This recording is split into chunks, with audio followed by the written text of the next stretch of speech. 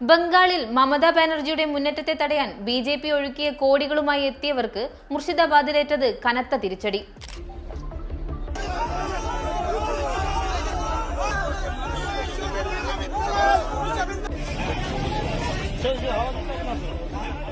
ന്യൂനപക്ഷ വോട്ടുകൾ ഭിന്നിപ്പിച്ച് ബി.ജെ.പിക്ക് ഭരണത്തിലേക്ക് വഴി തുറക്കാൻ കരാറെടുത്ത മുൻ IPS ഉദ്യോഗസ്ഥൻ കൂടിയായ ഹുമയൂൺ കബീറിനെ മുർഷിദാബാദിലെ ജനങ്ങൾ തെരുവിൽ തടഞ്ഞിരിക്കുകയാണ്. ബി.ജെ.പി. ഏജന്റ് മടങ്ങിപ്പോകുക എന്ന മുദ്രാവാക്യവുമായി ജനങ്ങൾ കബീറിനെ വളഞ്ഞതോടെ പ്രകോപിതനായ അദ്ദേഹം പ്രവർത്തകർക്ക് നേരെ അക്രമം അഴിച്ചുവിടുകയായിരുന്നു. ജനാധിപത്യ പ്രക്രിയയെ അട്ടിമറിക്കാൻ ബി.ജെ.പിയിൽ നിന്ന് 1000 കോടി രൂപയുടെ ഡീൽ ഉറപ്പിച്ച ഹുമയൂൺ കബീറിന്റെ തനിനിറം മുൻപ് പുറത്തുവന്ന വീഡിയോയിലൂടെ വ്യക്തമായതാണ്.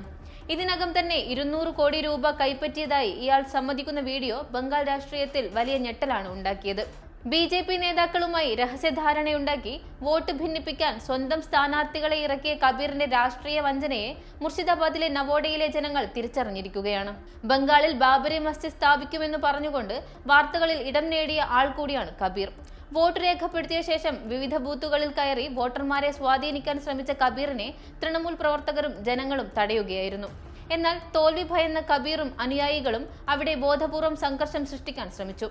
തന്റെ രാഷ്ട്രീയ നാടകം പൊളിഞ്ഞതോടെ പരാജയ ഭീതിയിൽ കബീർ ഇപ്പോൾ തൃണമൂൽ കോൺഗ്രസിനെതിരെ അടിസ്ഥാനരഹിതമായ ആരോപണങ്ങൾ ഉന്നയിക്കുകയാണ്.